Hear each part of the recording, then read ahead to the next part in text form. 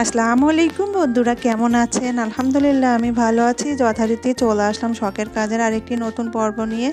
আজ আমি আপনাদের সাথে শেয়ার করব মাত্র 10 মিনিটে হাতে মাখিয়ে মসুরির ডাল রান্না করার সহজ রেসিপি।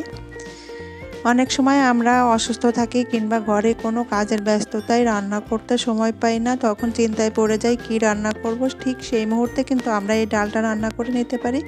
সাথে একটু ডিম ভাজি করে নিয়ে অথবা একটু আলু ভর্তা করে নিলেই অনেক মজা করে খাওয়া যায়। তো চলুন দেখা যাক রান্নাটি করার জন্য আমার কি কি লাগছে। এখানে আমি 1 কাপ ডাল আধা ঘন্টা ভিজিয়ে রেখে ভালো করে ধুয়ে পানি ঝরিয়ে নিয়েছি। 1 চা চামচ আস্ত জিরে নিয়েছি, 2টা তেজপাতা কেটে ধুয়ে নিয়েছি, 2টা রসুন কেটে ধুয়ে নিয়েছি আর 10টা কাঁচামরিচ ফালি করে নিয়েছি।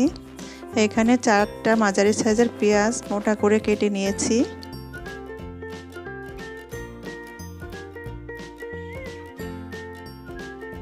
এখানে আমি 2 চা চামচ লবণ নেব, 1 চা চামচ হলুদ নেব আর নিব হাফ কাপ সাদা তেল।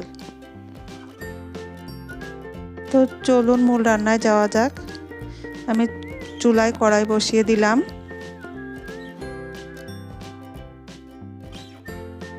তেল দিয়ে দিচ্ছি আর আগে থেকে ধুয়ে রাখা মসুরির ডাল দিয়ে দিব।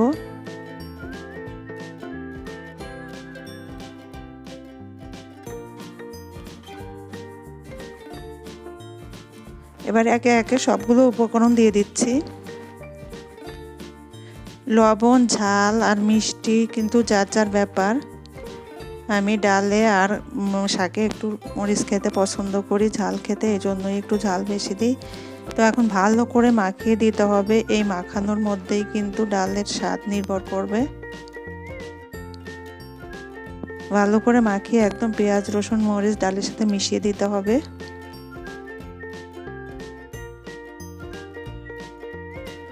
এবার আমি 250 গ্রাম মগের 1.25 মগ পানি দিয়ে দিব।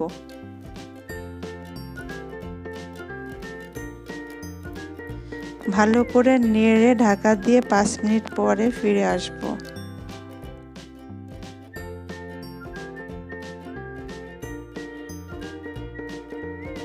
পাঁচ মিনিট পরে ফিরে আসলাম।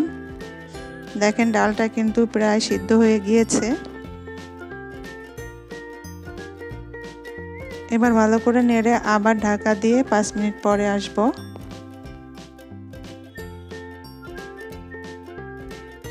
লবণ দেখে নিচ্ছি। তো দেখেন 5 মিনিট পরে আসলাম। এখন কিন্তু ডালটা আমার হয়ে গিয়েছে।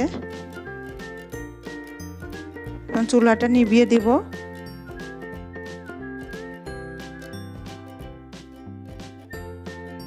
পরিবেশন করে দেখাচ্ছি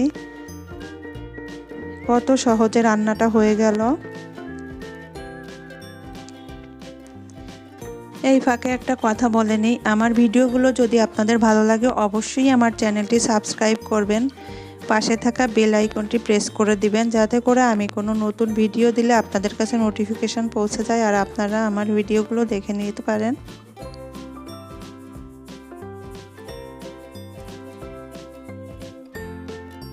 কয়েকটা কাঁচামরিচ দিয়ে দিচ্ছি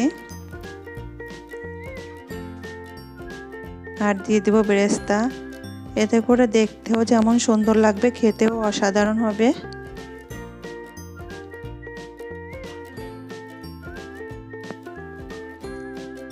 তো আজ এই পর্যন্তই। সামনে পর্ব দেখার আমন্ত্রণ রইল। সেই পর্যন্ত সবাই ভালো থাকবেন, আমার জন্য দোয়া করবেন, আমি আপনাদের জন্য দোয়া করি। আল্লাহ হাফেজ।